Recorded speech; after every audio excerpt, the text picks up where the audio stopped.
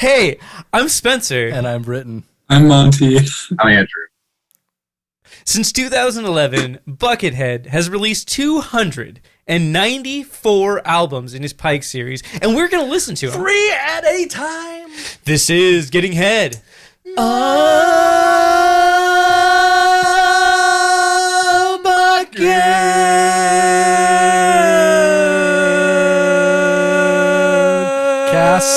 Cast.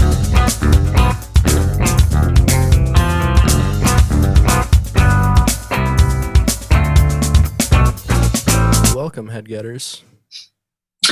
Is that intro track Buckethead or is that Spencer? That's us. That's us. That's me and Britt. We do the thing to get. Although Spencer composed it. Yeah. I made that in 2010, Monte. Mm-hmm. Before we knew Monte? No. This was after I met Monte. Yes, this was post Monte. This was PM.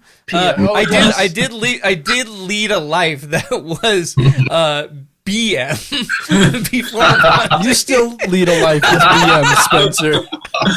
That's true.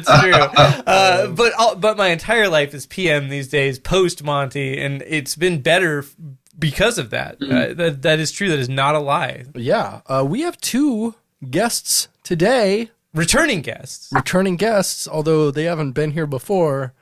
We got Monte McCleery. We got Andrew Jamieson. Dudes.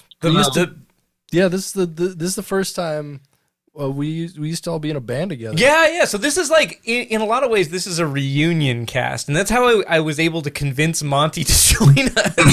Because otherwise, I don't think Monte would have done it. Right. But I was like, hey, look. I mean, Andrew's always down because Andrew goes hard. Yeah, Andrew's always down. Hell yeah. Yeah.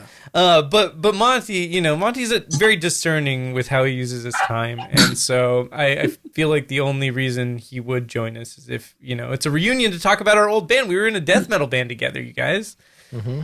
That's so great. Monte, what was our band's name? Annulus. Yeah.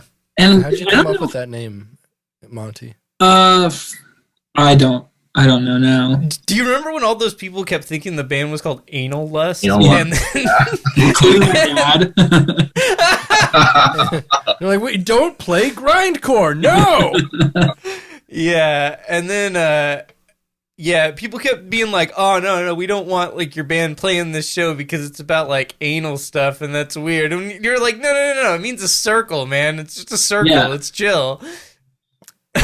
What do you think is the most, like, anal lust genre of music? If anal lust was a band, obviously porn grind. Obviously.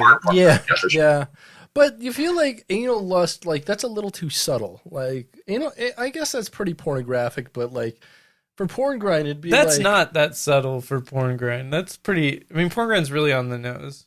Yeah, I feel like it would be more like botched anal surgery or something like that, though. Anal lust, maybe it's like modern country. Uh-huh. Ooh, I like that. Yeah, that's true. Yeah. Yep. We love to see it. Real Keith Urban stuff. Real Keith Urban energy, for sure. But yeah, we all played in a band together called Annulus, and that's actually how I know both of these guys is because I was introduced to Monte through Britt, who met Monte on Craigslist in 2009. That's how you fucking rocks. Services required, yes, indeed. It was actually under the gig section for blowjobs. Yeah, and now look, here we are, 40 years later. Yeah. 40.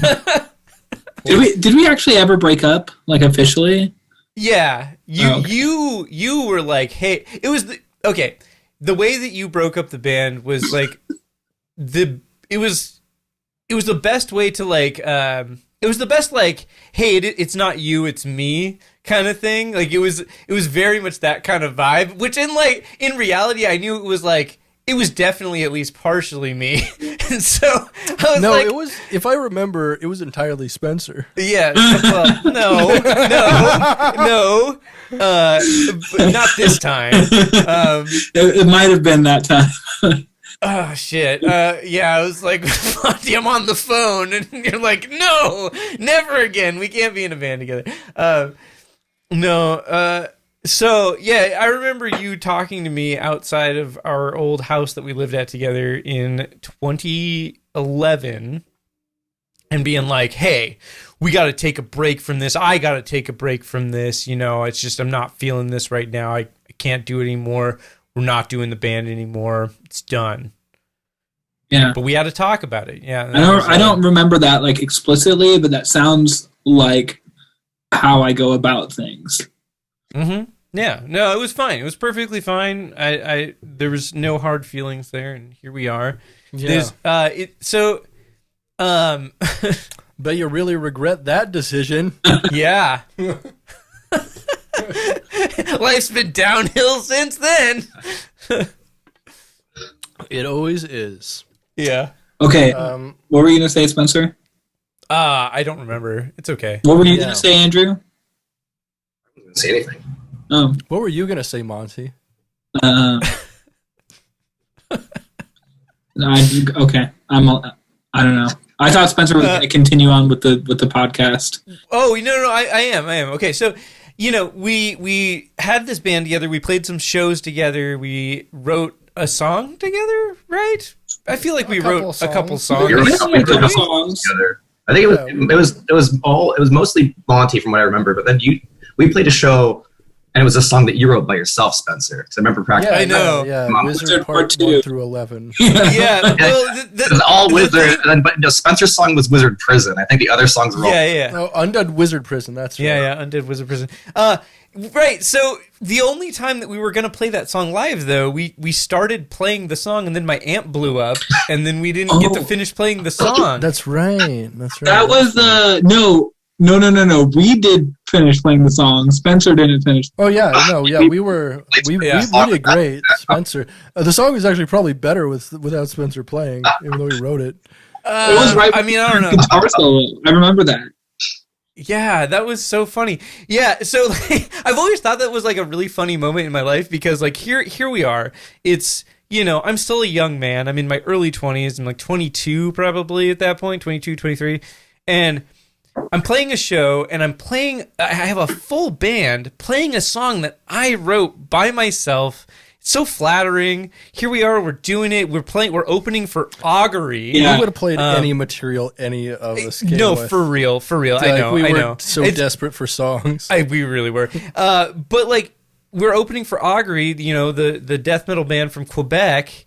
And they fucking slap, and we're stoked, and then we start playing this song that I wrote, and then like very shortly into the song, my amp just stops working. Just like, it's great, so good.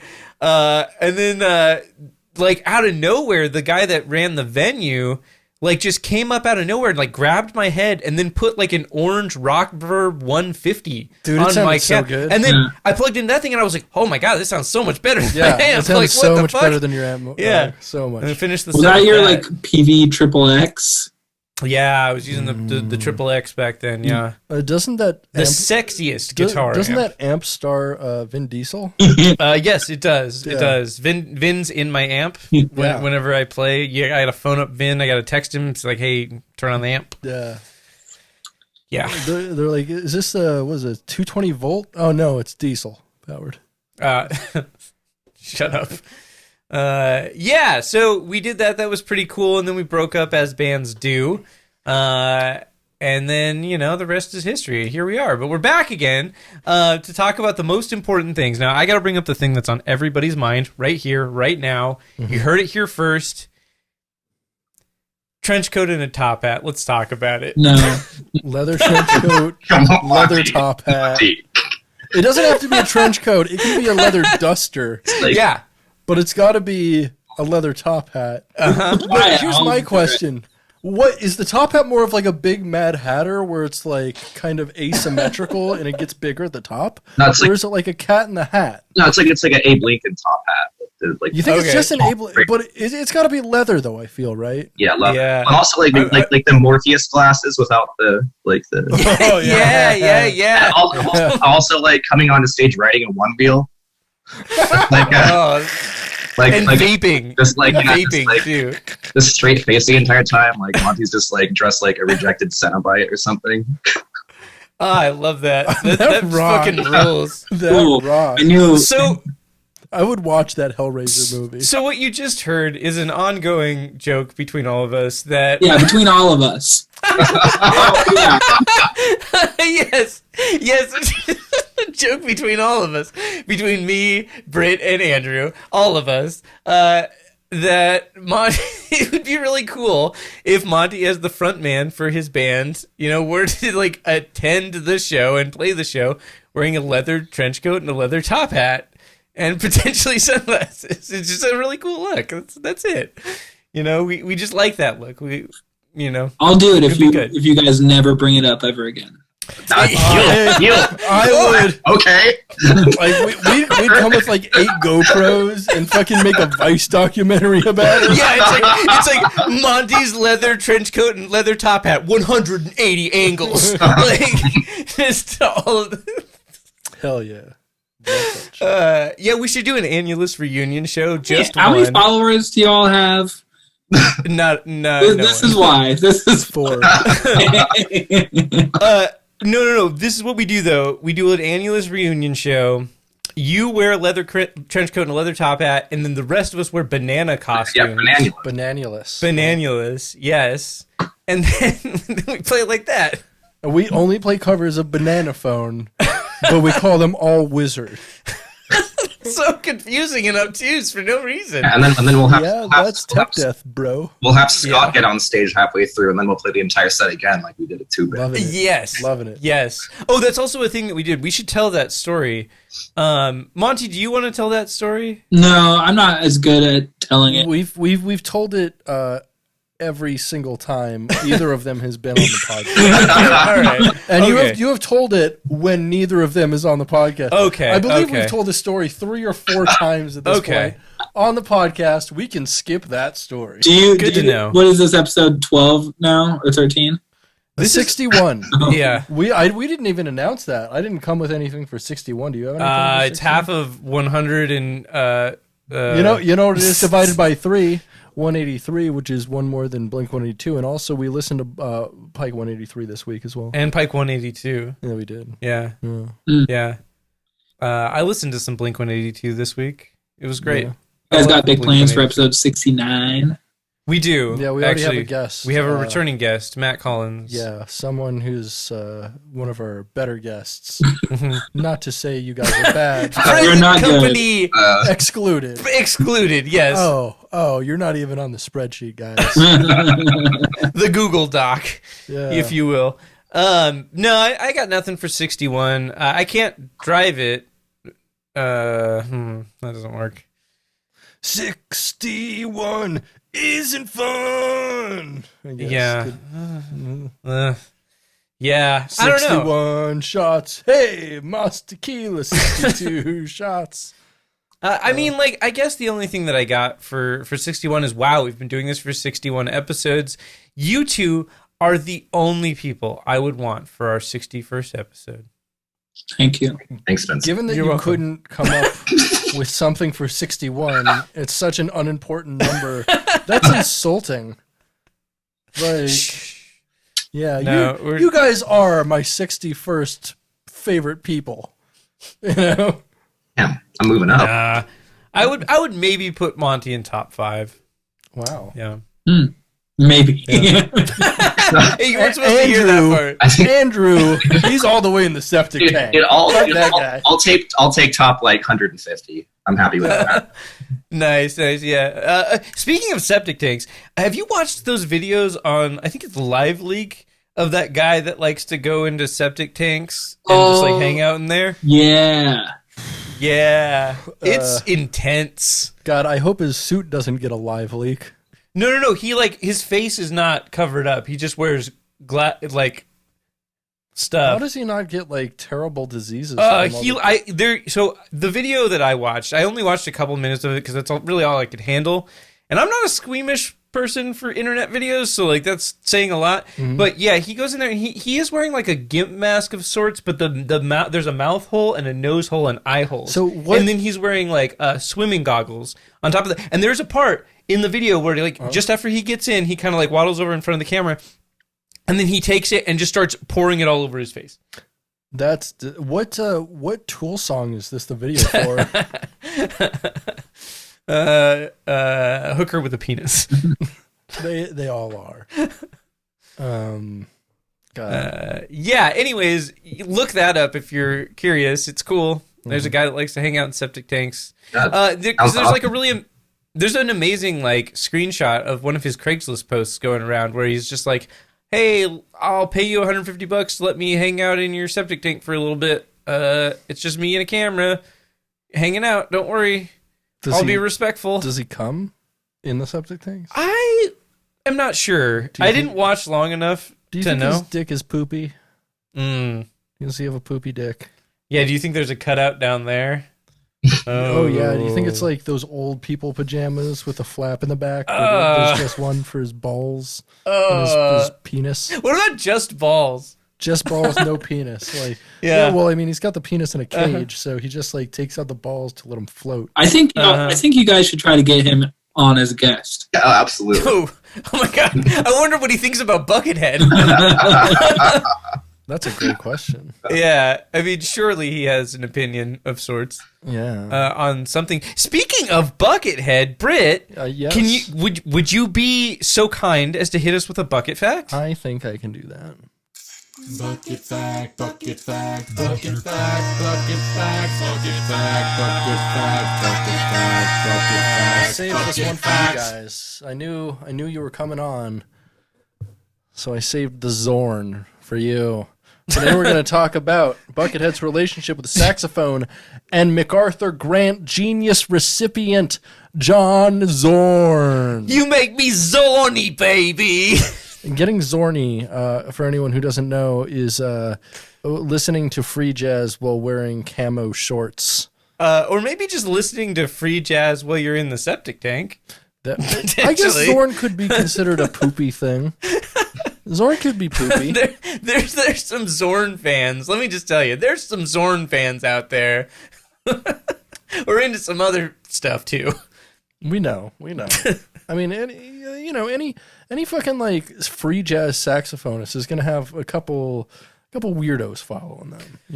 100%. Yeah. Born in Queens, New York in 1953, John Zorn is insanely prolific. Yeah. Beginning as a street and gigging jazz saxophonist in New York City, Zorn played around until he was signed to Elektra Records in 1985. At some point around then, he met Bill Laswell, who was also gigging heavily in New York at the time.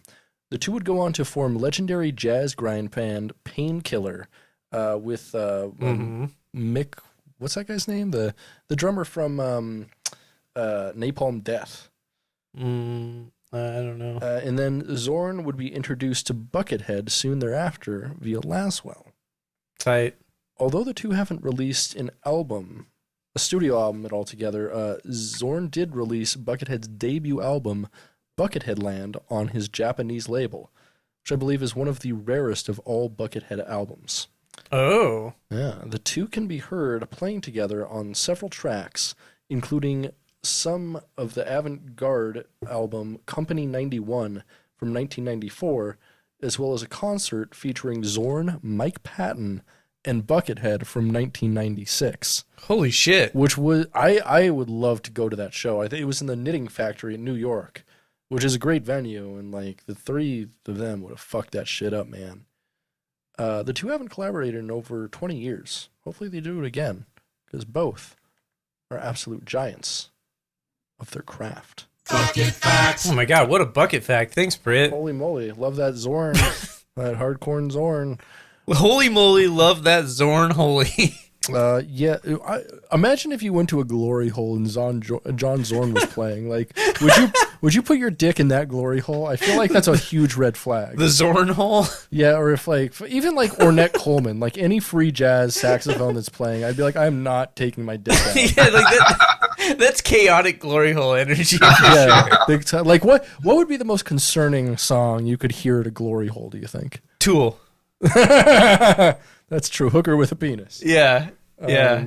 No, that turned me on. I'd be like, Stinkfist. no, for sure. I think the best Glory Hole music is probably Steely Dan. True, or maybe Courtney Love's Hole. Oh yeah, that's a really good Glory Hole music. I'm sorry, Kurt Cobain's Hole is what I meant. Ooh. Hey. Hey. Well, speaking of holes, we listened to 3 Pikes this week. We did. Pike 181, 182, and 183. 26 Days Till Halloween, Bogwitch. 5 Days Till Halloween, Window Fragment, and 24 Days Till Halloween, Screaming Scalp, respectively. Yep. We did that. Yeah. 3 more noise albums or ambient works, if you will. Yeah, these were definitely ambient. I mean, do we want to call them works? I feel like they're works. They're work creations. There's effort put into these in some respects. Enough effort to call them music. Let's start with Pike 181, 26 Days Till Halloween, Bogwitch. Yeah. Released on October 6th, 2015, just one day after the previous Pike Cavern Guide. That's true. So do you guys think this...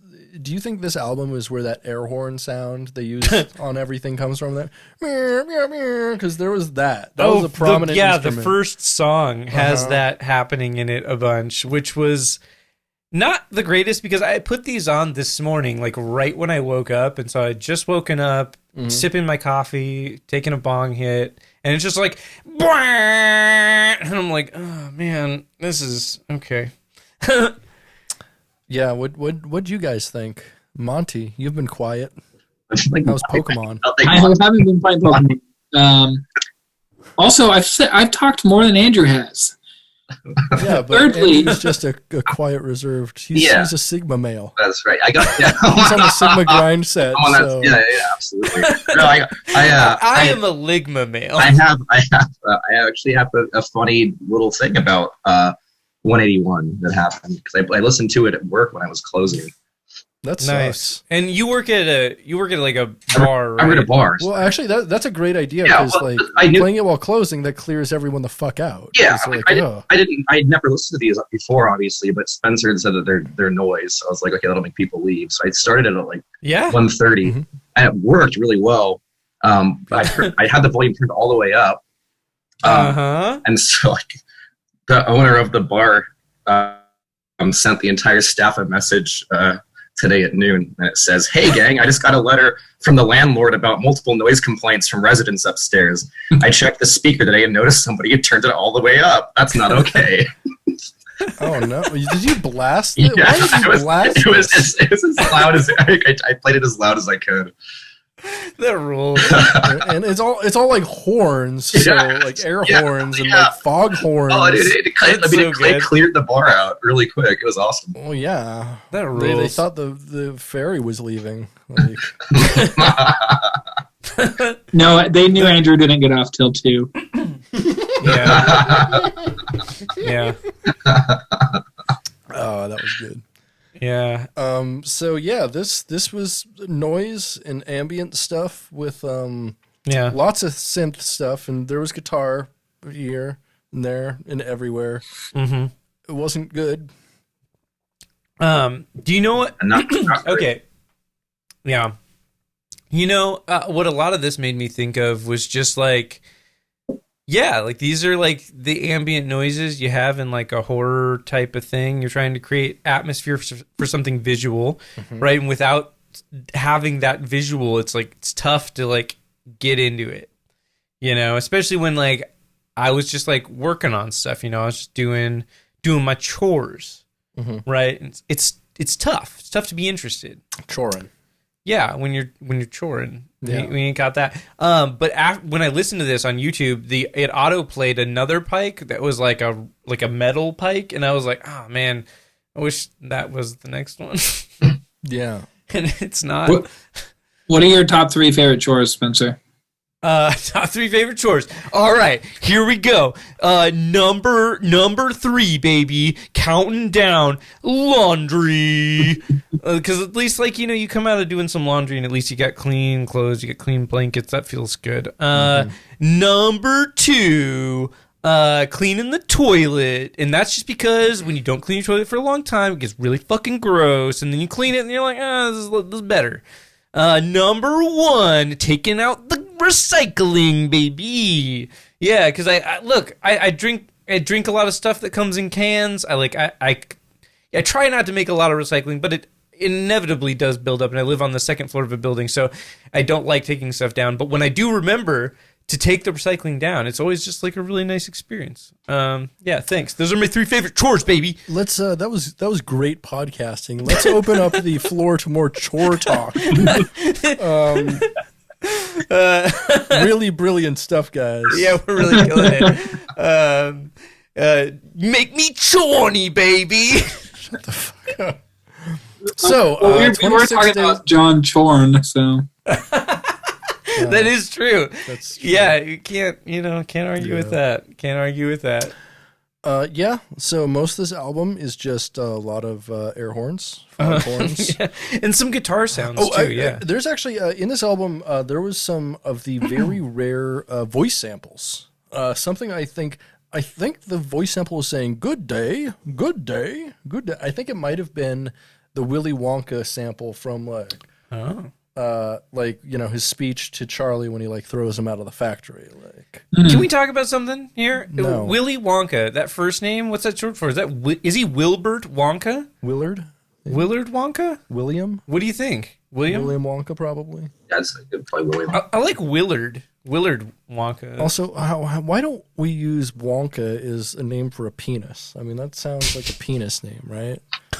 Hey, it really does. Whip out my Wonka, My Wonka's so engorged for you, baby. It is indeed short for Wilbur. I don't like that.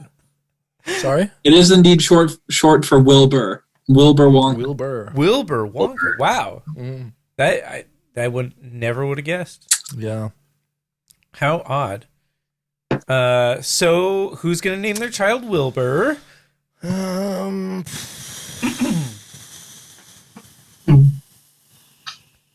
Great question. This is a soundtrack to a haunted house. Yeah. This one goes to a haunted house, just like all the other ones in the series. They all go to haunted houses, you know. Yeah. What do you guys think? Where do they go in the park? I feel like they're also remember trick or treating, and there'd always be a house that had speakers outside, and they'd be playing the Halloween spooky Halloween sounds. That's what all 3 of these are. Yeah, and they're actually I think pretty functional as that. I think that works. Or they could play them outside of Planned Parenthood year round. Wait, why? Why? Because they're a haunted house for dead babies. Oh my god.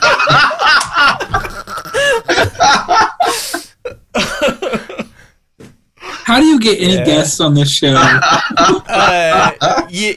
Says the guest. Yeah, says the return guest. Yeah. Bitch. Yeah. Oh, yeah.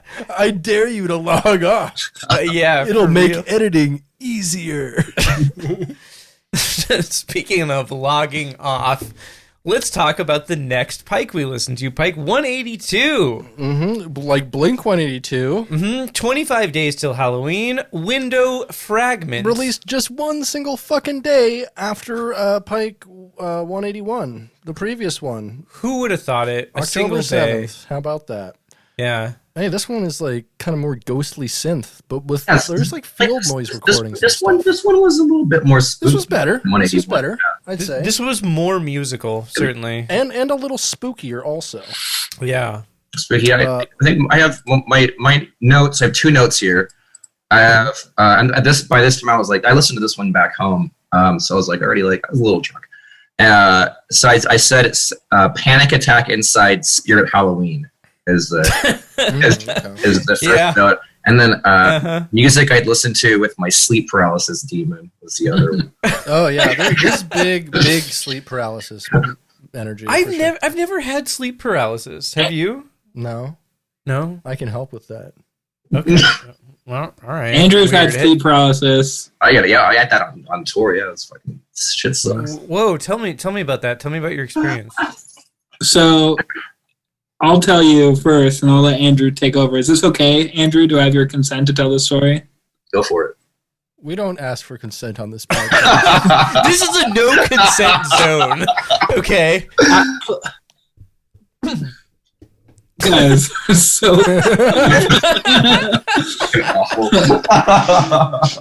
so we were. I ask for it in my personal life. This is just a fucking podcast, all right? Exactly. We were on tour. I forget who with, but we were in Salt Lake City, staying with Rebecca from that super cool band Sub Rosa. Oh, that band rocks. Yeah, and just we were all asleep, and in the middle of the night, I mean, we literally just get like the most blood-curdling screams I've ever heard coming out of Andrew. And I think I can't really remember because it's been a couple of years now. I think that I think he just went like right back to sleep. I think maybe Rebecca even came out and soothed him. I was like, the next day she was like, oh, I heard you like having a bad dream, so I started to make you tea, but she never came out. It was just you woke me up, and I think Clayton was like freaking out too. I think Dave just it was scary. It was really unsettling, the noises that were coming out of your mouth, like screaming, like he was facing his own death. And oh my god. Andrew, what were you experiencing? I don't remember. Oh my god, that's pretty cool. That rocks. Like, screaming in your sleep and not remembering it is the chaddest move. Yeah, that's so metal, dude. That's the most metal shit. I'll be dreaming. It happens when I sleep on my back. I'll be dreaming, and then I'll go lucid for a second, but then every fucking time I see this shadow person, that's the thing that a lot of people see when they have sleep paralysis, and it's the fucking most terrifying shit ever. But then you can't wake up, so you start yelling. And that's what Monte heard. Damn, what was that's pretty cool. That's pretty intense. Yeah. When was the last time this happened to you, Andrew? It happened the other day. It's not as bad though. That was one of the worst times when we were on tour. Yeah.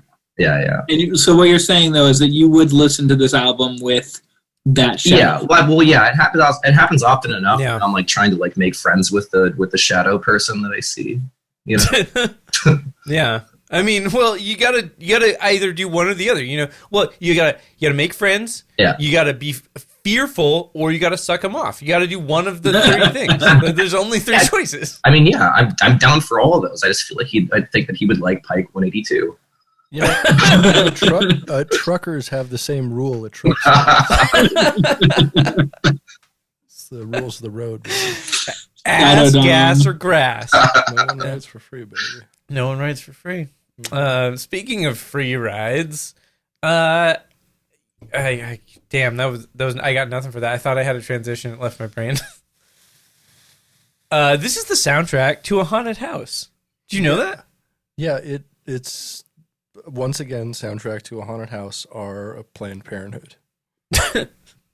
Or what about an old Toys R Us that is no longer in business? How about a memory care home? Oh God. Or a nursing home. They just play haunted music the whole time. You're gonna be a ghost soon enough. Might as well get used to it, lady. Here's a ghost in training, Bertha. Let's start referring to retirees as ghosts in training. Oh my God. Proto-ghosts. Yeah. That just sounds like a fucking Dave Grohl project. Yeah, it really does. With Papa Emeritus. No, Papa John. Yeah, that's all right. Yeah, I listened to this one earlier while I was on my computer, and it was a perfectly okay soundtrack to looking at a computer screen. Yeah. So I don't have to take the note, so I can just make this later. I'm just going to mention this. I'm going to make a meme, Papa John Misty. Oh, okay. Yeah. That's good. Yeah. Okay. So, yep. That was the 182. Yeah. Probably, I'd say the second best Blink 182 album. Harsh. After Enema of the State's pretty... I don't know. Damn It. Damn It's 3. Yeah, Damn It's 3. That's not the name of that album, but... It's still the Damn It album. Dude Ranch. Okay. Yeah. You got there. I did. I got to the Dude Ranch. Yeah, you did. You get that. My Blink-182 tier list would be Enema of the State, Self-Titled, Take Off Your Pants and Jacket, and then Dude Ranch. Excellent. Nobody asked. Pike 183, 24 Days Till Halloween, Screaming Scalp. Screaming Scalp. Released, guess what? 1 day after the previous Pike. 1 day? Who would have thought? On October 8th, 2015. Hey, Just guess what? 1 day after the previous Guess Pike. what? He detuned his guitar again for this album. But this time he uses like a child's guitar. A child's acoustic guitar that sounds like fucking dog shit. This one is more musical, though, than the last two. It's not. It's dissonant and bad. I thought it was more musical. Okay, let me tell you all a story. I gotta clear my throat for this one. Let me tell you a story. So what I was doing while listening to this album is not something I think that you would typically see. No, I wasn't jerking. I wasn't baiting. So I downloaded a video game called NHL 22, which is the most recent NHL hockey video game. And the reason why I downloaded this is because there's a feature buried in the menus, and believe me, I had to dig for it in the menus, but there's a feature in there where you can create your own team. You can create your team name and your logo and your colors and your jerseys and all this stuff. You can even design what the what your arena looks like and how popular you are, so like how full the stands are. You said you could choose your colors, but when it comes to hockey, white is the only color. Oh, jeez. It's a gear-dependent sport. Anyways, so I did this solely for the reason of creating an NHL hockey team from Anchorage, Alaska, that I aptly named the Anchorage Perverts. And the profanity filter allowed me to do this, which I love. Amazing. So two things about that. Firstly, like when you set the team name, you can set it whatever you want. But then there's a secondary name that is like a pre-recorded dialogue thing. So what the commentators will call you. And there's a lot of choices there. And so what the commentators call my team is the Piggies. That's pretty good. I know, right? Pretty good. And then the Perverts. You know, it'd be awesome if you made the police department team, and they're like, oh, the Piggies. Oh, that's pretty good. I could make them look like cops. That'd be pretty funny. But the team logo is a hot dog. Hell yeah. The Perverts. Yeah. It's pretty good. good. Make it an eggplant, man. Oh yeah, that's not a bad idea. Yeah. The squirting emoji. There you go. So yeah, that was pretty fun. Making the team was really fun. But then when it came to playing the game, now I'm not a big sports game guy. The last time I played an NHL hockey game was probably for the PlayStation 2. And so like when I downloaded this game, I was like, I'm curious. I'm excited to see like what are hockey games like now. Well, they're exactly the same way they were on the PS2 because like I played this and I was like, oh, this is just like the PS2 fucking game. And yeah, it's exactly the same. So I like how you say you're not a sports game guy, but you have literally on this podcast recommended PGA Tour 2020. It's like all that on the Discord where you like just talking about how dude, like 2K21. It's tight as fuck and it's sick and it's dope and I fucking loved it and I played a shitload of it. I played through the whole what is it? Stanley Cup, PGA Tour Cup or whatever. So what you're saying is you are the unreliable narrator of your own existence. I would say that's a really apt statement. But no, like I'm not big into sports games, but I mostly play sports games. No, but I don't. Okay, so here's the thing. No, I don't mostly play sports games.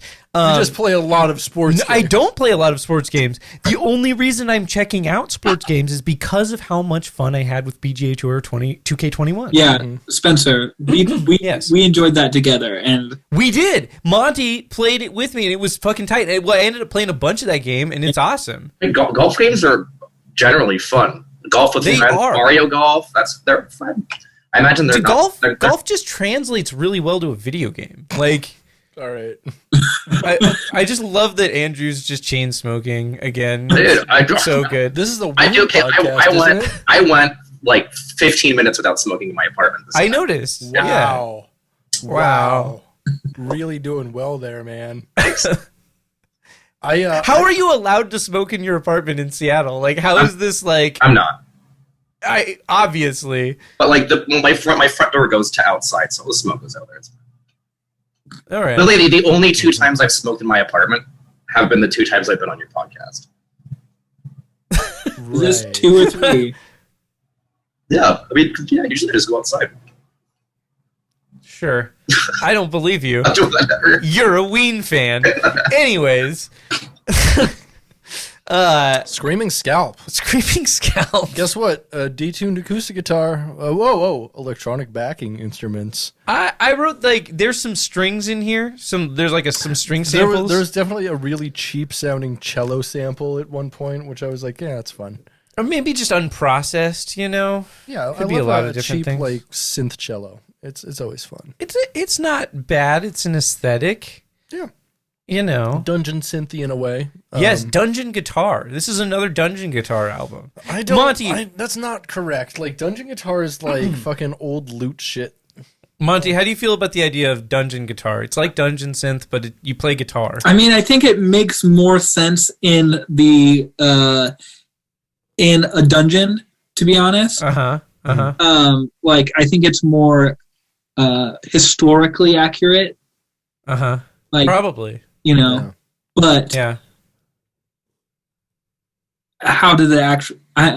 Monte, let's try it. Like, I would say some of the ambient guitar riffs that you have played for me and for the internet, I would say that you could classify those as dungeon guitar. If you were to just record those ambient riffs and put them out as just riffs, I could call that a dungeon guitar album. Huh. Yeah, you know what? Actually, I could qualify a lot of your riffs as dungeon guitar because they're absolute torture. Well, okay, Garfield's book of insults, put downs, and slams. Yeah, that's a funny book. What Yeah, about that's it? where you got that joke from. Yeah. No, that was I fine. Admit it. Good comeback, Spencer. It's what I can do. It's what I can do. Back to 24 days till Halloween. Speaking of 24 days, it'd be cool if this had like a Jack Bauer theme to it. I agree. Yeah. Jack Bauer, a cool guy. Yeah. There's not enough noise albums. So, Screaming Scalp, what do y'all think that's about? Wait. What's up, do you got, Monty? Spen? oh no, I'm just going to try to continue the conversation in a productive. Yeah, please. Yeah, I mean, so I didn't listen to any of these. Yeah, that's fine. So you, That's not fine. But okay. Spencer told me. Spencer says it isn't, but I care. Well, Yeah. I had a 1 day notice. It's Really? okay. No, not really. I 'Cause you said they actually were booked hit like you up 3 days ago. Yeah, I hit you up quite a few times, Monty, about this. Uh-huh. Yeah, And, but I didn't agree to it. Why would I have listened to the album? But you knew before? about it. Why would I have? It doesn't matter. It doesn't matter. I'm always suspicious of Spencer's plans. He's like, oh yeah, this is locked in, and then it just doesn't happen. And I'm like, No. Well, Okay. the only time that I tell you things are locked in is when somebody like confirms with me that they're down. So if it doesn't happen Okay. after I say it's locked in, then they canceled. Okay, so So Spencer did definitely ask me several days ago, uh-huh. and then Andrew did hit me up when I was very drunk. but you said yes to Andrew, and then Andrew was like, "Yeah, Monty says he's down." Okay. And so then I was like, "All right, cool, Monty's down." Huh? If Andrew says so, I'm going to take Andrew's word for it. It's like, you know, I mean, it's so- a great excuse. It's a great excuse to hold Monty to something, because then I could be like, "Well, Andrew said that you were down," and then Monty will be like, "Ah, okay."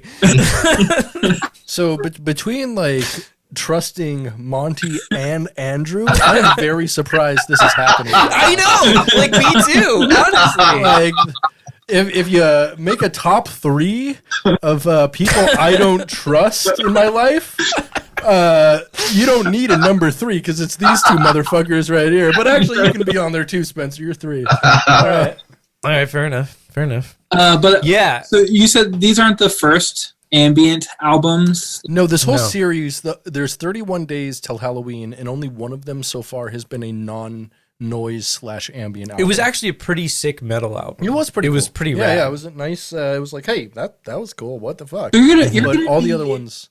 Balls deep in Halloween ambient albums for 10 episodes. 11. Yeah. Yeah. Cool. You want to come back on, Monte? Yeah. We'll just keep inviting Andrew back because Andrew keeps being down. So let's keep getting Andrew to come back. He listens to like Warp Records shit already, so he's prepared for weird ass bullshit. So, oh man, if you listen to like a Coil album, you can handle this fine. Yeah, like Andrew's always the person that I throw like the weirdest shit. And I'm like, hey, here, you'll get this. I'll listen to it. It's great too because like I just like barely say anything. I'm like, no, I'm like a half guest. I just like most of my time on your podcast is just laughing at your guys' jokes. So, well, we like the audience. Yeah, you're the one. You're the one who laughs. So thank you. That's why we keep inviting you back. Perfect. Perverted. Pike 183. 24 Days to Halloween. Screaming Scalp. It's a soundtrack to a haunted house. You know what? I'm actually going to switch it up this time, and I'm going to say it would go to a Planned Parenthood. Thanks. That is a bummer. We hate to see it. We really don't. Yeah. Anyways. Thanks to Andrew for listening to the Pikes. Thanks to Monte for not putting in the work and the effort of being a good friend and guest. Wow. All right. A little uncalled for. You know what's uncalled for is not listening to the albums we requested you to listen to. It's okay. I told Monte it was okay to not listen to them. Well, you didn't consult me on that. I don't think it is. I want to say that I really like your shirt today, Monte. I want to say they're being mean to you. I just want to say something. Thank you. That is a nice shirt. It is. Does it have a logo on it? What's on it? Whose face is that? It's the lady from the Cranberries. Oh, the Cranberries rock. Yeah. Nice. Yeah, it's also a really good juice. Yeah, top 5 juices definitely for sure. What's your top 5 juices? Oh no, I want to hear Monty's tier list. I bet Monty, you've got a top 5 juices. Monty's definitely a juice boy. Yeah. This is real. This is Juice World. Juice World's still alive. This is right here. Prune juice number 5. Cranberry. Wow, hardcore. 4. Okay. Wait, what's number 4? All Tool fans love prune juice. It helps with being a Tool fan. That's true. Cranberry juice is definitely number 4. Number 3 is it's gonna be white grape juice. Oh wow. Okay, that's a good choice actually. Yeah. Number 2, orange juice. Got to go with the classic. Number 1. Whoa. Pulp? No pulp? They're like what type of orange juice? Honestly, it depends on how I'm feeling. But mostly no pulp. But I do like pulp. It's just more of a special occasion thing. Yeah. And number 1, ruby red grapefruit. Tight. Oh, interesting. Interesting choice. I hate grapefruit juice. I like grapefruit juice. I just like, I don't know. I feel like not all grapefruit juices are created equal. Mm-hmm. Yeah. Some are better than others. Honestly, I don't like grapefruit as a flavor. It's just I like the bitter. I think it's nice. Yeah. Squirt's like grapefruit soda. That's pretty good. No, Squirt is pee. That's true. It is. And that's why it rocks. Yeah. Pretty cool. Thanks for your top tier list of juices, Monty. I would say my top juices. Nobody asked you. Actually, Monty asked me. Monty asked me, and I said, Monty, you go first. Monty's not hosting this podcast. All right, we don't have to do my top 5 juices. We're not going to. All right. So yeah, this one also goes to a haunted house. We listen to the Pikes. Great. Well done. Oh my goodness. Well done, everybody. Do y'all want to take a journey with me? No. Well, do you guys want to go? I mean, it's going to be majority rules, so if both of you are with me, let's go on a journey. Segment. Fuck. All right. Fine. I guess it's 50-50. Statements from the Bucket Boy. Oh my God.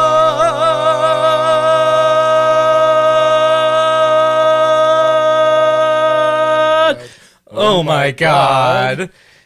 You guys, we're here. It's part of the show where we like to, talk about what people are talking about. Talk about the stuff. Stuff. There's lots of stuff happening out there in the world, especially in the world of Buckethead YouTube comments. So let's talk about it. Oh, before we get started here, let me just show you all the perverts. If you're looking at the stream, you can see it. Sorry, you can't see it if you're not on the stream. But these are the Alaska perverts here. That's what they look like. They got their hot dog uniforms. Pretty cool. Pretty cool. Anyways, kick things off. YouTube user Walker Farnsworth says 1 year ago, simply never. This is interesting only because I found comments on subsequent videos stating gonna give you you see what's gonna happen here. So this gentleman left a a meta narrative for us to pick up on in Buckethead YouTube comments. I hate everything. A treasure trail, if you will. Everything about that. Fuck you, Walker Farnsworth. Texas bullshit. You know what I do like though is the song "Never Gonna Give You Up" by Rick Astley. It came on autoplay after I listened to I forget what I listened to, some 80s song the other day, and it came up in autoplay, and man, that song slaps. Like it is undeniably like a banger. Yeah, and it's fun. It's detached enough from all the rickrolling now that I can actually enjoy it as a song. And it's great. You know what really doesn't do it for me though is like the opening, like the synth they use, the string synth in the beginning. That could really be updated. That it sounds bad in my opinion. Like it's super. Is that a DX7 sound? Probably. It's or potentially, what year was that song? Maybe I don't know. What year was that song? 87.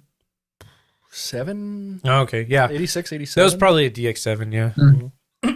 Anyways, moving on. YouTube user Dr. Jekyll Van Hyde says He's 6 years ago. Like every week at this point. Dr. Jekyll Van Hyde, prolific. Prolific, yes. Says sometimes, especially after listening to this creepy horror movie soundtrack stuff of the Halloween Pikes series, it's really hard to believe that he's a straight edge guy. Yeah, I agree. I kind of agree with that, actually. I don't get how you do this not stoned, straight up. For sure. Is Buckethead supposed to be straight edge or something? Yeah, he doesn't do anything but Diet Coke. Yeah. By Diet Coke, he doesn't mean ketamine.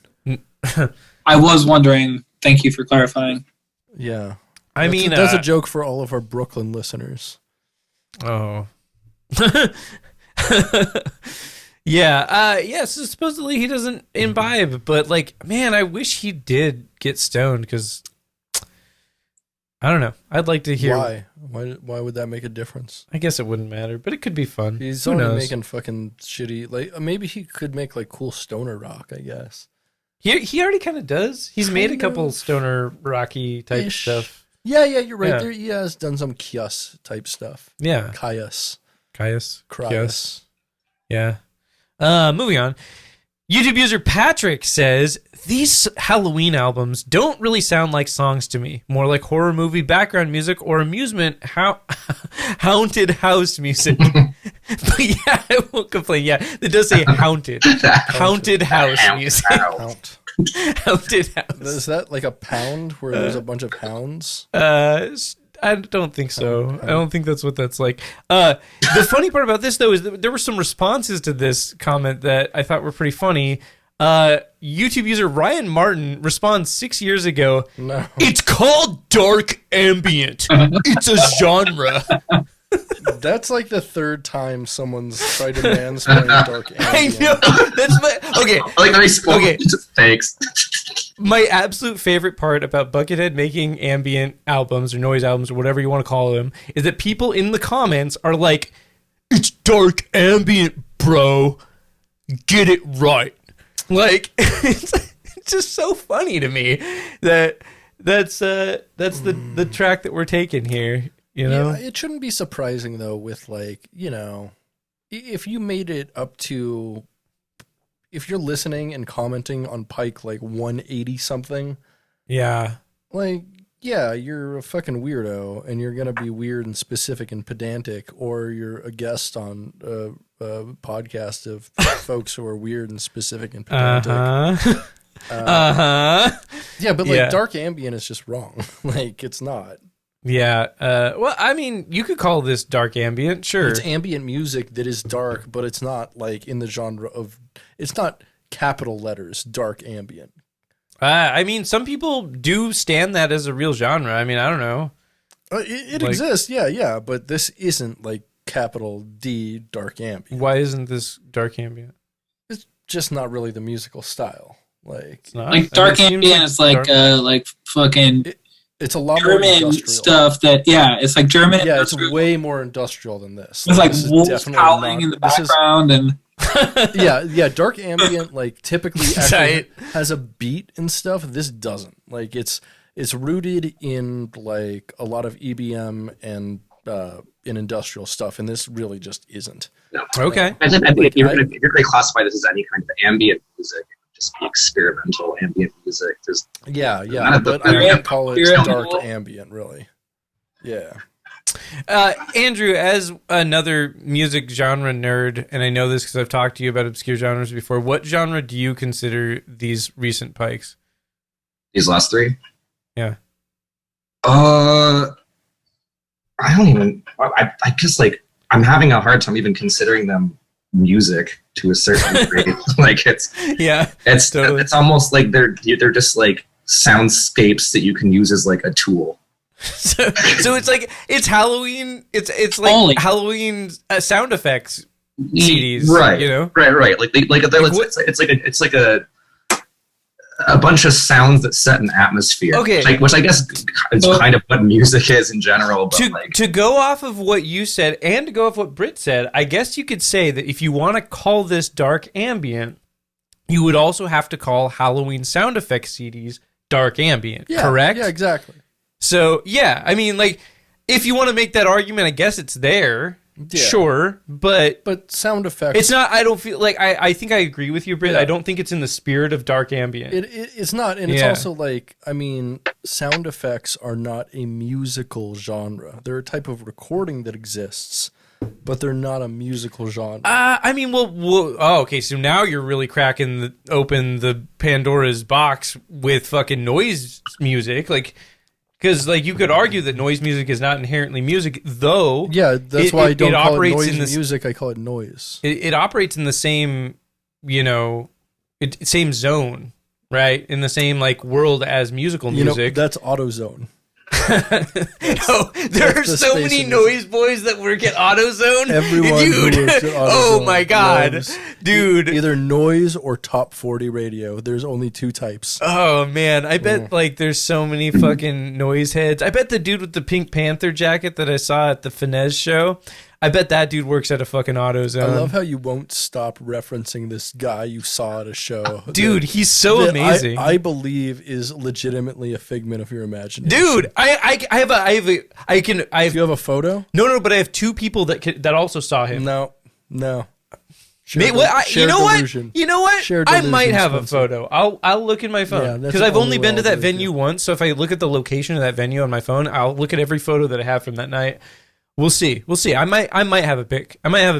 Moving on. Ernest Saucedo says 6 years ago, I've been scaring the shit out of my roommate and neighborhood kids with these Pikes. How do you think he's scaring the shit out of kids? How do you think he's doing that? Like, do you think he's like dressing weird? He's going to their parents' houses and being like, I'm required to tell you that I'm a sex offender. But he just so happens to be playing the Pikes out of his van while he's doing the, like, sex offender announcement speech. Yeah, imagine hearing any of these albums playing from an unmarked white van. Oh, that's extremely frightening. Yeah, I gotta say that's terrifying. Yeah, so anyways, people are weird. Mehdi Cheheb says 1 year ago edited, still hallucinating in the desert. I was in the desert, and now I'm next to the suicide forest in Fujiyama in an haunted house. in an haunted house. Ah, what is going on? Who is there? Yeah, this dude's tripping. He's tripping. I do like his spelling of hallucinating too. Yeah. I really like how he spells hallucinating. How hallucinating? How do you hallucinate? How do you see this, Andrew? I have the Twitch stream on my other screen. Is there a different screen than what I get? Yeah, go to Twitch. Yeah, go to twitch.com or twitch.tv/Bucketcast. Please edit this out. No. This is like you know what? content. No. I'm at this point I'm editing this entire episode out of existence. This sucks. Do you have the Twitch stream up now, Monte? No, why would I? I'm on the Zoom. Well, so if you go into a browser and you type in twitch.tv/. Wait, are you on your phone or a computer, Monte? Computers. Okay, well, then you have... Well, I was so rudely interrupted, but yeah, if you type into a browser twitch.tv/abucketcast, you will be able to see the Twitch stream, which has, like, a lot more stuff in it. Anyways, moving on. Lewis Rose says 6 years ago, I'm slipping deeper and deeper into a nightmare from which I cannot escape. To which I say, same. Yeah. I don't know how many of y'all also feel that way, but like, dude, society, right? Every time I edit the podcast.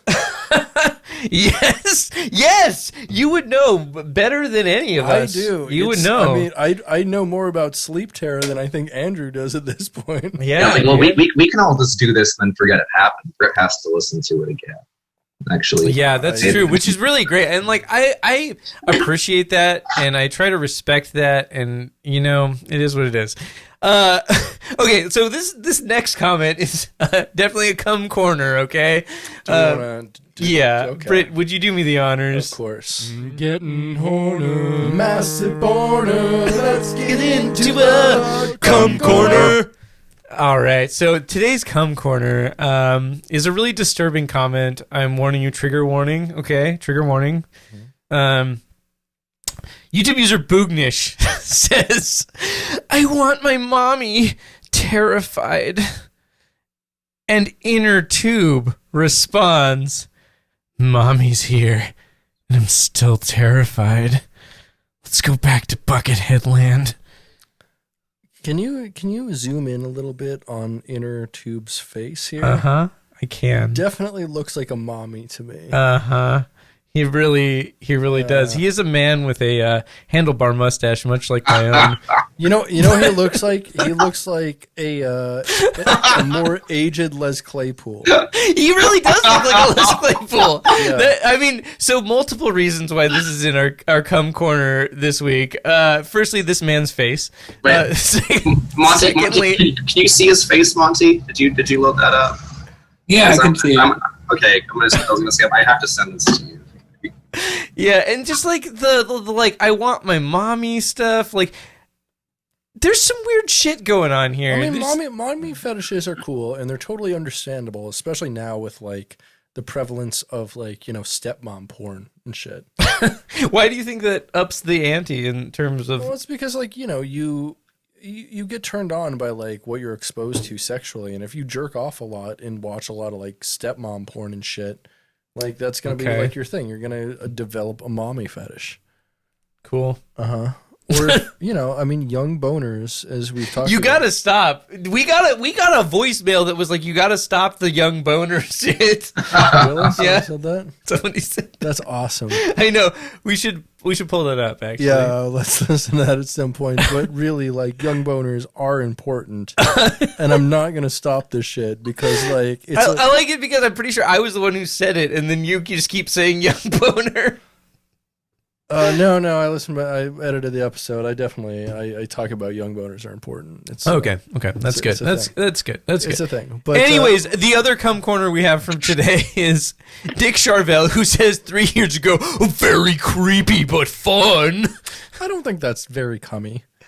I mean, it depends. If you were using this as your descriptor on a Craigslist post looking for sex, you can't do that on Craigslist anymore. I know, it's really sad. I harken back to the old days. It's really. I mean, I don't.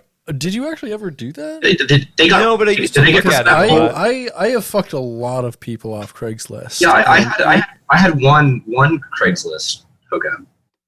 They got rid of that whole thing?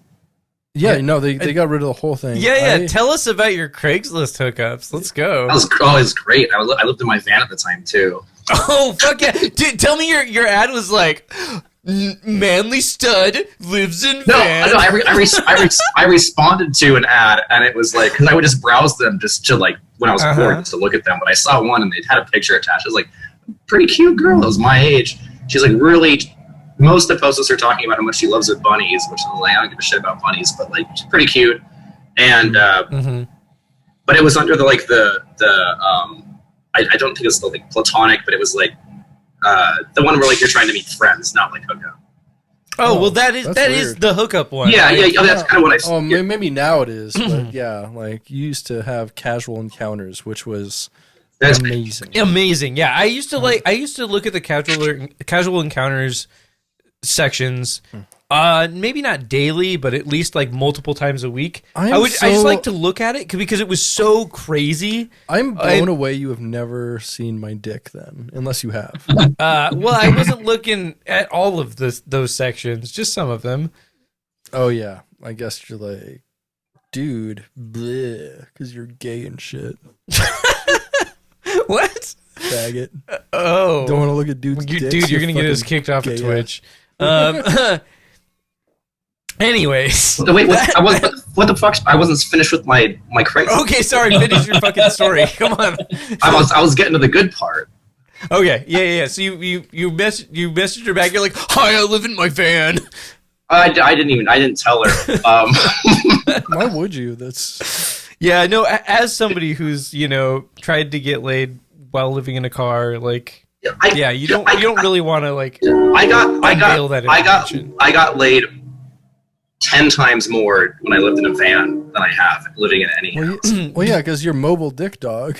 Yeah, that's what happened. We dick on wheels. We got like a beer together, and then I was like, well, like, do you want to listen to music in my van? Because I had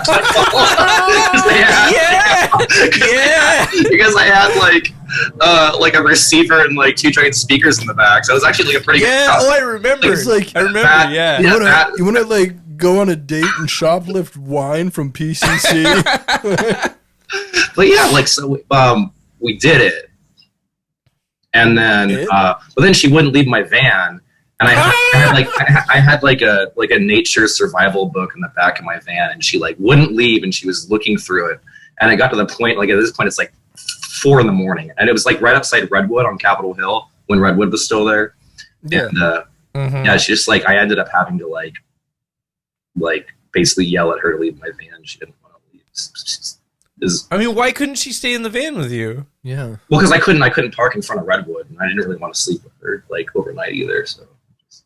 Oh, because then you'd have to admit that you live in a van. Yeah, I like how you have like such standards. Yeah, you have these standards. They're interesting. I had motherfucker fucking women in a van on Craigslist. These standards. Capitol Hill, no doubt, which is like a heavily trafficked, like pedestrian neighborhood. Like people heard you having sex for sure, like 1,000%. I hadn't thought about that. Like in retrospect, he was probably waiting for me to offer her to like stay over at my place, but she was already there, so she was just waiting for her to come back home. Oh man. Yeah. That's why you gotta have a story. Like when I was living in a car, I was like, oh yeah, I'm staying at my friend's house, but it's like I'm sleeping on the couch, so I can't bring anybody over. You know? Yeah, right. So like it sounds like I in my logic, in like living in my car logic, the idea that like I was staying at a friend's house on the couch. So the idea that I was couch surfing was somehow like more respectable than sleeping in my car, which is like in retrospect, I'm like, what's with that standard there? What's with that shade like that I'm throwing around? Like, Well, honestly, I don't know. That's something a lot of people don't realize and a lot of people don't consider.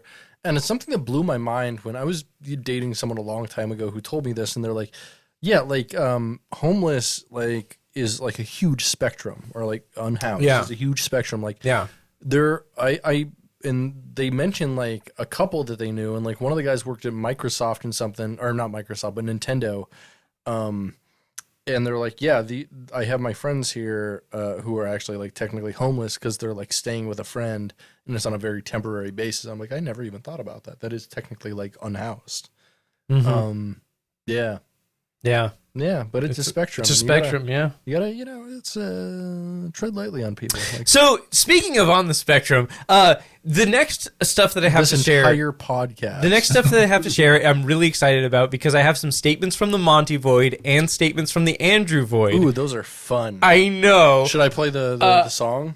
Well, they're not statements from the Britain Void, though, unfortunately. We have what is this? Void? What is this segment? But... I say the funniest things, Spencer. So this is where, Monte, I went back in our chat history on Facebook Messenger. Thank you. That was great. I went back in our chat history on Facebook Messenger, and I found some chats from a long time ago. And I did the same thing with Andrew, and I found some really, really good stuff. And I guess I have to wait for Andrew to come back to keep talking about it. So every week, Spencer, not every week, but almost every week, Spencer goes back through our chat history or our text history and finds something funny that I texted him, which is not difficult at all because I'm hilarious. Wow. So, all right. So I'm sure this was a real Indiana Jones archaeology search this week, trying to find funny things. Actually, so I gotta say, like Monte, your and I's chat history is not a lot of it's like super funny. Mm-hmm. But Andrew, your and I's chat history, hilarious. Like very good, man. Very good. Really building up Monte here. Really love it. Great job, Monte. Anyways, not funny. The very first one, I'm not really gonna read all of this. But this is a text that you sent me on December 10th of 2010 at 3:23 a.m. Which is it says this: load in is at 6, which means we should probably leave Everett by 4 to make up for traffic. We play first. We parentheses me, Britt, Spence should try to meet up there by 2:30 at the latest to jam and load up real quick. Also, Orion will be singing Perpetuating the Collapse with us. He is supplying mine and Spencer's gear, and since it will be the last time we perform the song live, I think it will be a good sentiment. He will be joining us up to jam the song and will help us load gear.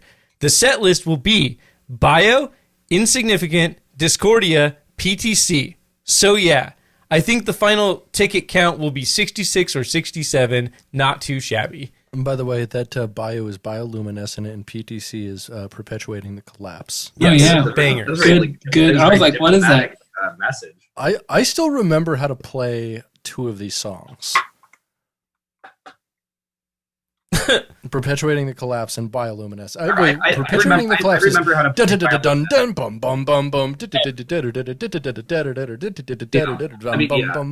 Brett, I'm surprised to hear you say that you remember how to play them because I was convinced that you always just improvised.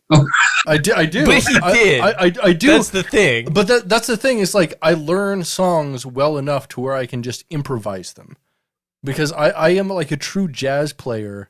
Like I like to experiment and find new things and new notes about songs. And so like I knew like every single like every single measure of that song and exactly what chord structure it was, and I just played whatever the fuck I wanted to. I remember you showing up to when we practiced in my mom's garage. It's like you have like a fucking stand with like notation on it. Yeah, right. And actually, I remember there was one show we played. I think it was the one where we opened up for Power Glove. Yeah, so that's this show right here. That's this show. Yeah. So we opened up for Power Glove and Arsis. Right. Yeah, and Arsis, and that was awesome. It was awesome. But I recall that show. I didn't do my jazz thing at all. I just played everything like pretty much note for note. And like after the show, like you, Monte, were super impressed. You were like, "Damn, dude, you were like the star of that show." And I was like, "Cool, whatever, man." But I play metal in a different way, which is probably why I don't ever want to play in metal bands anymore. So there's a video actually of Andrew playing drums for this show. Yeah, that's true. It's actually it's almost entirely just me and Andrew. Yeah, well, I think also Britt, like you, like objectively have the best stage presence. Like you could like see, like you still have long hair then. Yeah. Super. Yeah. Actually, yeah. I mean, I just have amazing stage presence. That's what I do. Don't talk. It's cool. I've do it. It's all right. You all are enablers. I hate this. Anyways, we gotta keep going. I've got a lot of content to get through. Okay? Jealous much. So I wanted to bring that up just because it was like an old thing that from a long time ago. That was the oldest communication I could find. Anyways, so this is you talking to me on November 30th, 2011 at 2:50 a.m. There's a common sentiment here. Like both your and Andrew's communications with me are all in the middle of the night, which I think is really funny. So this one says, well, apparently 2 people are talking about Annulus right now. 58% are female and 41% are male. I'm wondering what the other 1% is. And then you follow up later with, well, it's just on Facebook band page. It says 30 people are talking about this band. The most interesting statistic it gave me is that 7.9% of the females talking about Annulus are over 35 years of age. Yeah.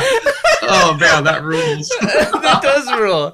Those are some deep stats. These are like good shit. I was into the stats for a while. Yeah. We were definitely a MILF-centered tech death band. Yeah, MILF Death. Yeah, for sure. The world's first tech MILF death metal band. Tech MILF is definitely my favorite genre. For sure. So that's it for statements from the Monte Void. Now we're moving on to statements from the Andrew Void, which I'm very excited for. Oh God. And so this is on September 11th. 2011 at 1:43 a.m. Wow. You texted me. Never forget. I want your body.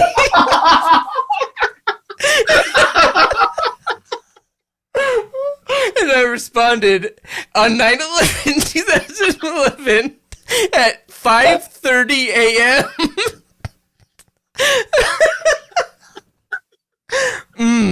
The feeling is mutual.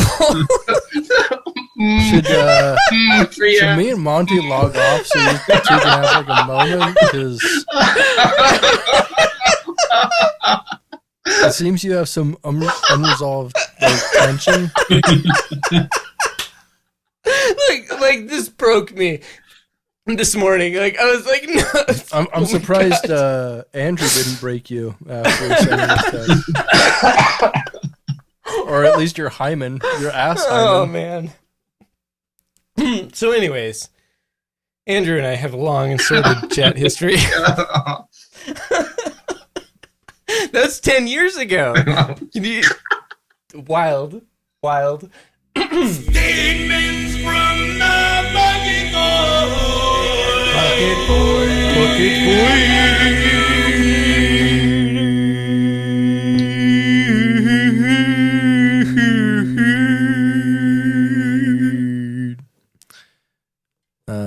We've come to the part of our show where we recommend things. Yeah, we're recommending stuff. Let's start with Andrew. No, let's start with Monte. Okay. Monte looks disaffected. I've been listening to lately. No, we're going to Monte first. Go Monte. Monte's more prepared than Andrew. Yeah, what you got to recommend, Monte? What's cool? I thought you were going to recommend me something. No. You're gonna recommend. We will. Yeah. Okay. What kind of stuff do people recommend usually? Why don't I recommend something and then you can recommend something? Okay. Meh. All right. Wait. Meh, Britt? Meh. Well, so I've been. So I bought a fancy TV this week and it's really tight. It's like HDMI 2.1. Yeah. It's an LG OLED 55-inch. It's their C1. It's really fancy. Anyway, what's cool about that is because I've been catching up on some like prestige television as a result because like it looks really nice on the OLED. And I started watching Midnight Mass on Netflix, and it's fucking sick. It is sick. It's tight. I've only watched 2 episodes, but it's so good. Like those 2 episodes are like have been the most compelling TV I've seen in a while. It's really awesome. I've watched it twice all the way through, and wow. Yeah, okay. it's very, very good. Monte, I'm going to text the shit out of you once I finish the first season, and we're going to talk about it. Please do, because it's kind of weird, and episode 3 is gonna shake your opinion a little bit. You're gonna be like, maybe this isn't as good as I thought it was gonna be, but stick with it. No, I'm gonna stick with it. I've heard so many good things about it, and I like it so much so far. Like, it's pretty tight. So I personally don't care about prestige television, so I get, instead of Midnight Mass, Midnight Ass. tight. Because I'm not a virgin. I mean, I got. Pussy. All right. Okay. Speaking. No. Anyways. But anyway, I would say check that out if you're interested in like some really like compelling and like interesting and like dynamic storytelling in the film medium. It seems really, really good so far, and I would recommend checking it out. Andrew, what you got? I got a few things. I got music, TV, and also a book. Oh my God, Andrew, you're a media powerhouse. 2 out of the 3. You can do all of them. Shut up, Britt. Yeah. Okay. Well, I'll get the Tender is the Flesh. Great book. I gave it to you, Monte. You did. Great book. That's the book recommendation. Tender is the Flesh. Tender of the Flesh. Tender is the Flesh. It's very good. Okay. Okay. Tight. So I've been super into. I don't even know what genre you would consider it, but it's like modern. Like it's like emo, screamo, like heavy, like Super Heaven, Modern Color, Curse the Knife. Okay. I'm not like. I like Modern Color. Yeah, so I've been listening to a lot of that. I was gonna actually. That was gonna be my main suggestion. I haven't listened to their new record, but I listened to the brown one. Oh, I listened to the previous one. Yeah, the 2017 album. Yeah, so they released one last year. Totally. Very, very good. Yeah, really good. I really liked the 2017 one. That one was fun. It was cool. It reminded me of like, it's kind of hard to like pinpoint, but it reminded me in parts of like a lot of different things, and I liked it. But it all has like that very emotive, like heavy edge to it. Yeah. Totally. Well, it's like I love like dreamy, you know, like all like the major 7 kind of like, but like super heavy at the same time. Like Landless does that a bunch. And that genre of music tends to do it too. So like that. Other music genre is an old band that I used to listen to a long time ago that I re-listened to the other week was Junius. Junius slaps. Yeah. I re-listened to Reports from the Threshold of Death. That album is phenomenal all the way through. It's so good. Yeah. And like I remember seeing them live with Alcest and Enslaved. Y'all were at that show. Yeah. I think. I was at that show too. I'm pretty sure you were. Yeah. So like it was Alcest, Enslaved, and Junius. And that was such a good show. And all the bands were so good. Yeah, totally. Forgot about that. And like I remember being hyped for Junius, and you, Monte, were like, nah. But then you watched them, and you were like, wow, they were so good. And then like you came around on them. Yeah. He came around all right. I think actually Monte was the one who showed me them a long time ago. Came around all over a sock. Yeah. But Junius slaps, and like that record in particular, Reports from the Threshold of Death, that's a banger for sure. That band was super good live. Like I'm really impressed with that. They came out with another album too, which was also like pretty good. It was a lot more experimental, but I listened to their newest ones from 2017. I wasn't super into it. That's the one you're talking about. Yeah. Well, haters gonna kind of how I feel about the new Cynic, where it's just like I don't know. It's the new Cynic's fine. I have not listened to it yet. There's no reason to continue Cynic at this point. Cynic is just Paul Masvidal at this point. Like, what? He's phenomenal. Like he's amazing, but he should just go by Paul Masvidal, right? And stop pretending that Cynic is still a band. Yeah, and he's great, but like I want him to do other things not attached to Cynic because like what he's trying to do obviously isn't Cynic. Really. That's not. Well, I also like hit the musicians that he's gotten to fill the roles of his are so good. Well, Monte and I actually briefly talked about this, where I think as musicians, technically they're very fucking good, phenomenal. Yeah, that drummer on the new album overplays so fucking hard that it actually, like, the drummer ruined that entire album for me. Yeah, So that's the thing is, like, that's why you can't call it Cynic, is because Sean Reinhart was such an important part of that sound. I mean, both the Seans, but now they're both dead. Like, those bass lines and those drum parts were so absolutely important to what Cynic was. It's like, without, I mean, basically you're only operating at 1/3 capacity at this point. Like, given Paul Masvidal wrote most of the music, like, the instrumentation was a group effort between 3 people, and 2 of those people no longer exist. Yeah, so I think that they're, not to turn this into a whole Cynic conversation, but I guess we should. The drummer, it's just like he was trying so hard to, like, fill the role of Sean Reinert's drumming that it just, like, came out super mechanical and, like, way overdone. And so I think that there's some parts that are good enough, you know, but it just, like, it stuck out, like, so bad. But on the opposite end, the bass player is actually a synthesizer. So now they have a guy who's playing synthesizer. Yeah. Really? I didn't know that. Yeah. So, and really, yeah. I really don't like that, because, like, I mean, Sean Malone was, like, so important. Like, his bass parts in, I mean, the 2 Cynic albums are so fucking cool. I think it's really cool just because it's like, it takes the space of the low frequency without trying to replace Sean Malone. And so it is a distinctly different flavor. But, I mean, the dude that they had replacing him, the dude who, what was that jazz band that he ended up playing in? Xevious. Yeah. Xevious. Yeah. Like, that dude is incredible. Yeah. No, holy shit. I mean, that's why he was so good, is he never slapped. Hey. But no, that dude is incredible. Yeah, that guy. I'm surprised they don't use him still. Oh. Well, they quit the band. They quit the band. Okay. Yeah, Robin and Timon. They also played for a band called Dodecahedron. Yes. Yeah, Timon's such a good guitarist. Yeah. And yeah, didn't Timon end up playing with Death for All for a while or something? I don't know. I want to say he was, like, a part of their European touring thing or something. He was their second guitarist.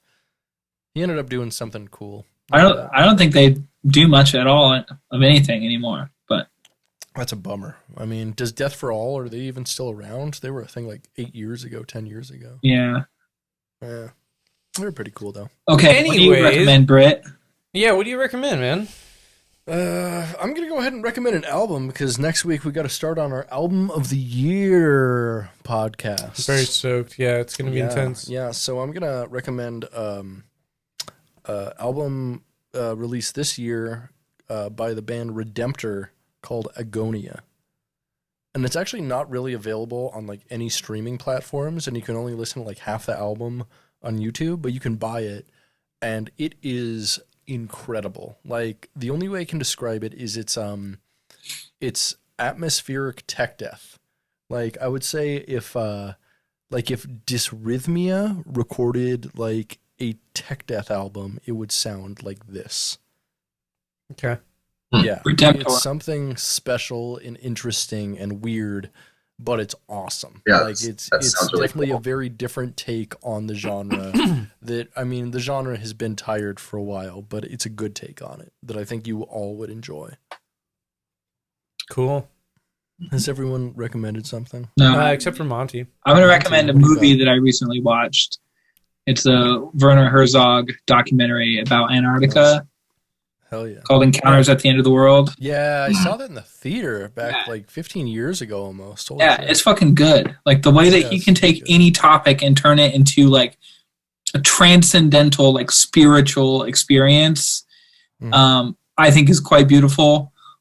Also, especially considering what a dry, drab, boring kind of individual he actually kind of seems to be. But that's not true. He's just, like, very dry. He's just weird and, like, German. What does he like? What does he touch on as far as, like, Antarctica goes? I was very high when I watched it. Okay. It's like cold and shit. There's like penguins and shit. Yeah, it talks about, ecology and economy. So it's not like following the lives of like people that live and work. No. It's more nature. environmental science stuff. Yeah. Mm-hmm. I love Hell yeah. Right, I love all of his documentaries. Amazing. I've never seen any of them. Which one should I watch? Grizzly Man is a great one. Okay. Which is about the guy Timothy Treadwell in Alaska who got eaten by grizzly bears. He got 8. Yep. I mean, his movies are. I would highly recommend. Y'all seen My Best Fiend? It's a documentary not by him, but it's about him and Klaus Kinski, who is an actor who worked with him on his fictional films a lot. Oh, don't they like hate each other? Yeah. Klaus Kinski like tried to send a mail bomb to him and shit. While they were working on a film together. It's amazing. What? And it's actually amazing. You're like, what the fuck? The entire document. It's so good. Wait, what's that called? My Best Fiend. That sounds great. I've never heard of that. That's a documentary I would highly recommend. It's super like, what the fuck is going on? But like, that's how I felt when I was watching Exit Through the Gift Shop. Like that's a very good one. Yeah, it's a very fun documentary. Fun in the sun. Some might say mockumentary. I don't know. Who knows? Who knows? Who knows? Pretty good. Anyways, we all recommended stuff, so now it's time for my favorite part of the show. Put on the glasses. Don't forget. Oh, God. You always forget. I reminded you this time. I put them on earlier, but yeah. That's good. Are you ready for it? Are you ready for the time? Of course I am. The time? Always ready. Bucket joke. Bucket joke. Bucket joke. Bucket joke. All right. The hard part about writing jokes in haiku form, not enough syllab.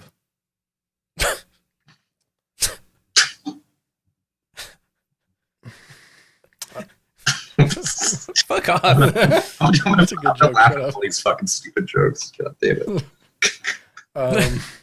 Did you hear about how rude the broken food processor was? It was ungrateful.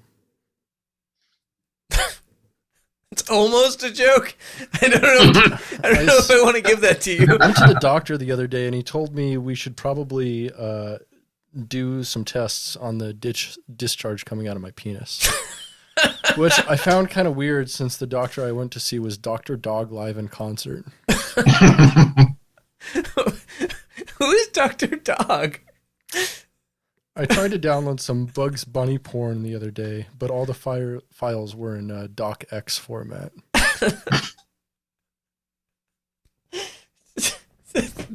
That's a deep cut.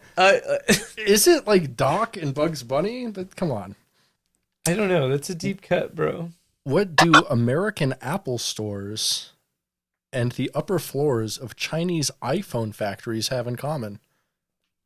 What's that? Well, neither has Windows. Guess that's true. What do a biblical archaeologist and a criminal defense lawyer have in common? I don't know. Cross-examination. That's pretty good. Hey, Britt. Yeah. Why shouldn't you sing into a colander? Why is that? Because you'll strain your voice. That's fun. The other day I was hungry, so I stopped into a chain restaurant. For some reason, all the sandwiches were on white bread. When I asked why, I was informed that I was in a Pantera bread. Are these just your tweets from the week? No, they're not actually. I actually do. All of these jokes are entirely separate. Well, not entirely last separate. Last week you read one of your tweets, and I had seen it already, and I didn't call you out on it, and that was nice of me. Shut the fuck up, nice of you. Original Listerine is the only successful product to ever be sold in the color dehydrated piss.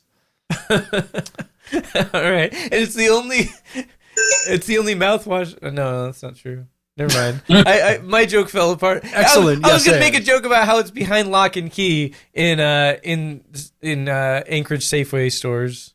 Yeah. Yeah. You have to go to the register and say you want to get into the Listerine cabinet. Speaking of piss, what does Pink Floyd guitarist David Gilmour call it when he pisses his pants? He calls it Roger Waters.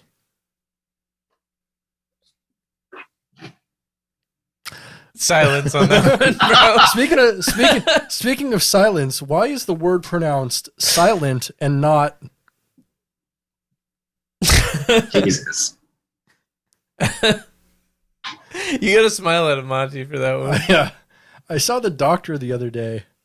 After some tests, he came back and he says, I'm afraid I have some bad news. And I said, oh shit, what is it? And he said, Breitbart.com.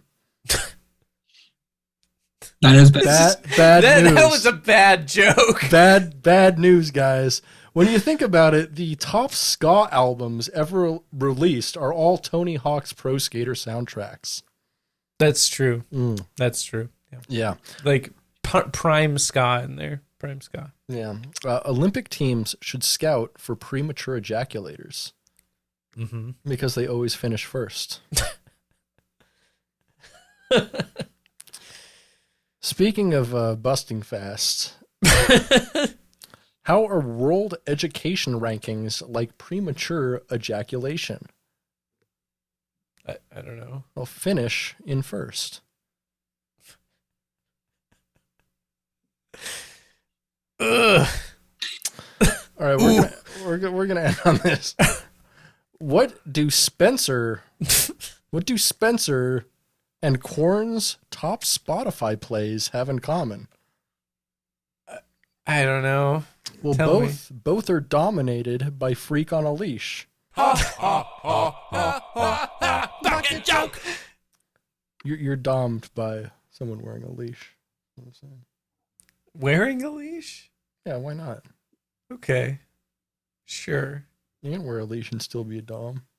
Well, I think the sentence that you're dominated by a freak on a leash also could imply that either party was on the leash. That's true. Yeah, that's true. That's a good point, Monte. Thank you. Spencer looks more like a dog, so I figure he'd be interesting. On a leash. You kind of like the long hair makes you look like a basset hound. Anyways, hey Monte, where can we find you on the internet? Where can we check out your sick band? Yeah, what plugs do you have besides the butt plug you have in right now? Yeah, I do actually. Band stuff. If you like slow, sad, emo, adult contemporary emo, like Savage Garden, Savage Garden at un.vibes. And that's UN period on VIBES, correct? Correct. It's actually pronounced un. Yeah. Un vibes. One vibes. One. Yeah. Based on a Latin X band. Latin X Doom. Un. UN. Like the United Nations vibes. Yeah, you're a multicultural, multinational doom metal band. Doom metal conglomerate. UN, yeah. We've been doing a lot of good for the world. Yeah. Hey, Andrew Jamieson. Where can we find you besides in a bottle of Jamieson whiskey? Yeah, I don't have anything to promote. You can find me on YouTube at Moonworm. I upload a video every 3 years. Is that what you call your penis? Moonworm? Yeah. Because it's super white and translucent. How about you, Spencer? Where can we find you? My website, Spencer, SPENSER.ZONE, Spencer.zone. Go to my website. All my links are there. Britt, where can we find you? You can find me at Dog Vorbis on all social medias or at a Bucketcast on social medias. Big shout out to our secret co-op Patreon supporters. Dylan Lance, Ian Killia, and Dan Morrison. Hell yeah. We appreciate you so much. Thank you. We like genuinely do. Like we do this because we think it's really fun and we're grateful that you think it's rad. Thanks. I mean, you might think it's fun, but it's just another way for me to fill the void. The bucket void, am I right? Ha ha ha, yeah. Bucket joke. Funny. I've been Britton Ryan Straw. And I've been Spencer. And I've been Monte. I'm Andrew. You've been listening to Gettin' Ahead, a Bucketcast. Stay greasy, motherfucking bucketheads. And namaste.